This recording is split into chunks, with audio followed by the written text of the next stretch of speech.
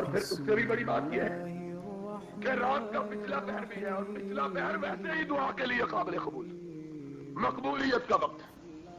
اور آج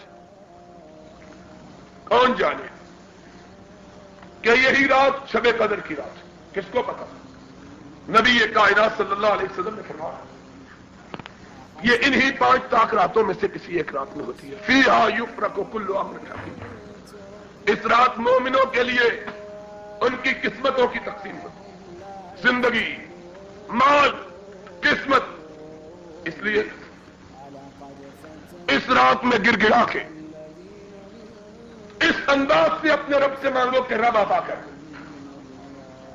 اس لیے کہ دعا کا فلسفہ یہ ہے، یاد رکھنا بات، ہر بندے کی دعا قبول نہیں ہوتی، ہر بندے کی دعا قبول، دعا کس کی قبول ہوتی ہے؟ دعا صرف اس کی قبول ہوتی ہے جس کے اندر یہ جذبہ ہو کہ میں نے رب کو منوائے بغیر جانا ہی نہیں، میں نے رب سے لیے بغیر۔ فقیر ہوتے ہیں نا جو پکے، وہ دروازے پہ ڈٹ جاتے ہیں، جتنا جی چاہے ان کو دھتکارو، وہ کہتے ہیں آپ نہیں جائیں۔ ہائے ہائے، اس انداز سے رب سے مانگا جائے۔ اور نبی پاک صلی اللہ علیہ وسلم نے فرمایا رب سے مانگنے کا طریقہ یہ ہے کہ رب سے مانگنے سے پہلے رب کی بارگاہ میں آنسوؤں کا نذرانہ پیش کیا۔ دعا کی قبولیت کا طریقہ کیا ہے کہ رب کی بارگاہ میں آنسوؤں کا نذرانہ پیش کیا جائے، اس لیے کہ آنسو ایک اتنی بڑی دولت ہے کہ جب یہ رب کی بارگاہ میں جاتے ہیں ابھی آنکھ سے باہر نہیں ٹپکتے کہ رب بندے کے گناہوں کو معاف فرما۔ اور یہ مسئلہ یاد رکھو، یہ بات اچھی طرح ذہن میں بٹھا لو اچھی طرح کہ نبی پاک صلی اللہ علیہ وسلم نے فرمایا 2 آنکھوں پر اللہ نے جہنم کی آگ کو حرام کر دیا۔ اور سن رہے ہو کہ نہیں؟ 2 آنکھوں پر اللہ نے جہنم کی آگ کو، کن آنکھوں پر؟ فرمایا ایک اس آنکھ پر جو رب کی بارگاہ میں ایک دفعہ آنسو بہا لیتی ہے، ہائے ہائے، ایک اس آنکھ پر جہنم کی آگ حرام ہے جو رب کی بارگاہ میں آنسوؤں کا ایک قطرہ بہا لیتی۔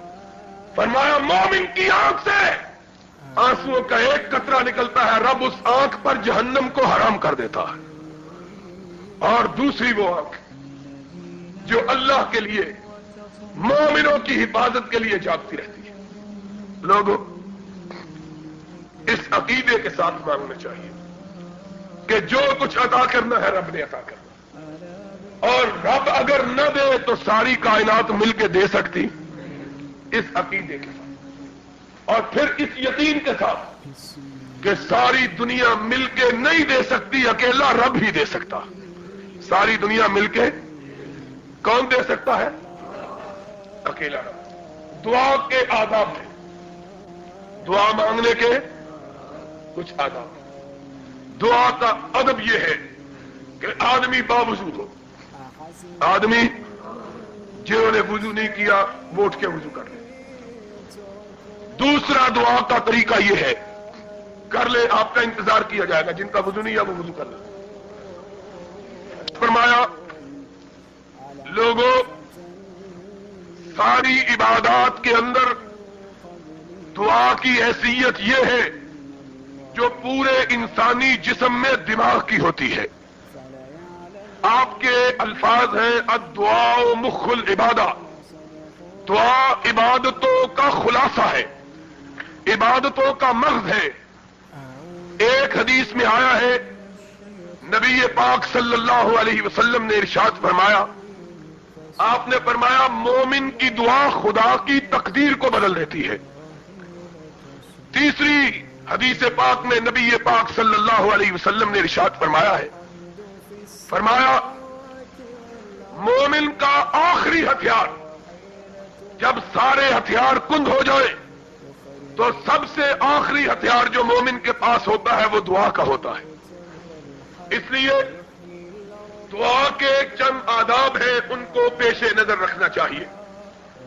دعا کا سب سے بڑا ادب یہ ہے کہ آدمی دعا مانگتے ہوئے رب کی بارگاہ میں ہاتھ پھیلاتے ہوئے اس بات کا عقیدہ رکھے کہ اللہ کے سوا میری فریاد کو کوئی دوسرا نہیں سن سکتا، اور اگر اللہ میری فریاد نہ سنے گا تو پھر ساری کائنات مل کے بھی میری فریاد رسی نہیں کر سکتی۔ اس لیے جب آدمی یہ عقیدہ رکھے گا تو پھر ساری کائنات سے اپنے آپ کو مایوس کر کے اللہ سے آس لگائے گا۔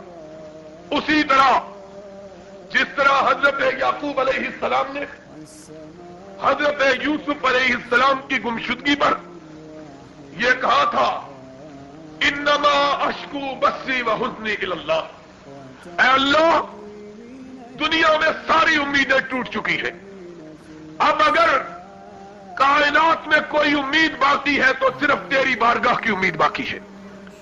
اور قرآن پاک میں آیا ہے کہ جب حضرت یعقوب علیہ السلام نے اس انداز سے رب سے